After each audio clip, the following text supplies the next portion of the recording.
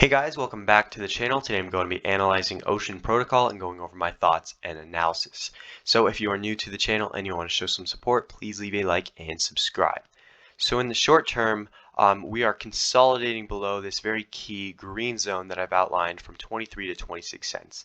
And the reason it's so important is because if we go all the way back to 2020, we can see how in October this was a very key pivot point in the market where Ocean Protocol ultimately turned around and kind of consolidated and then went on this crazy run to a new all-time high.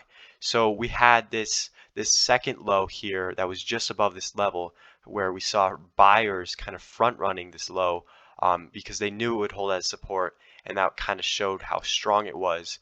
And then that kind of resulting consequence was this new all-time high being formed at around $2. So in the short term, we are holding this as resistance and consolidating below it.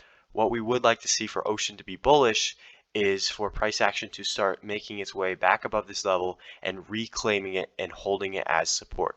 So just to kind of illustrate what that would look like is for us to get back above it, maybe go upwards towards 29 cents, come down, retest it as support, hold it, consolidate, and then start taking out this high. So really, if we are able to do this, that would warrant a retest of this 32-cent area as resistance.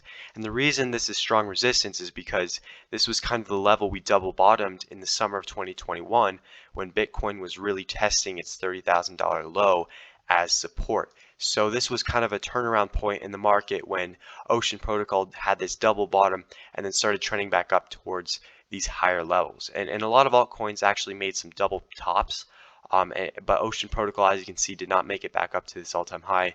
It fell short by about 24%. So really what you would expect as a result of this, that it didn't go back up as high, is that it has relative weakness on the way down. And as you can see, we did take out that low. We are consolidating below it, and we even took out this October low. So in the short term, we're a little bit oversold. What we would expect maybe some sort of bounce and reclaim of this zone. If not, and we do hold it as resistance, I would expect a retest of the 13-14 cent area. So if this is continuing to provide resistance and we're continuing to consolidate below 23 to 26 cents, then if we retest this level here at 13.5 cents, I think that would make a lot of sense, because if we see how in July we had this very key level here where we flipped it from resistance into support and continue this uptrend, I would expect that to be an area of support where we might see some sort of bounce in the event that we do go that low.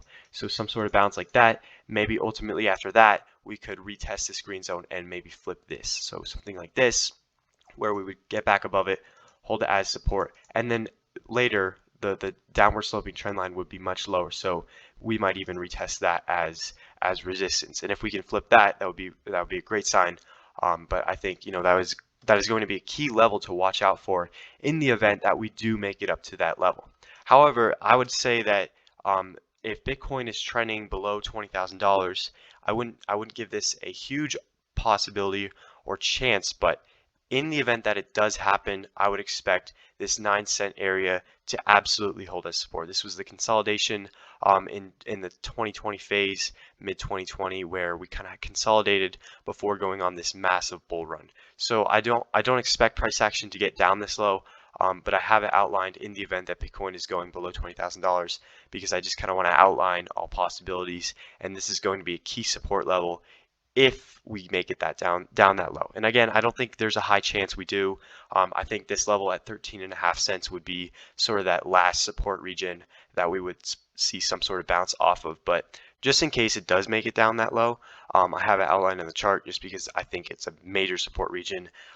But it will depend on Bitcoin and whether or not Bitcoin is making it down below $20,000. So that is the end of the video, guys. I hope you did enjoy, and as always, I will see you in the next one.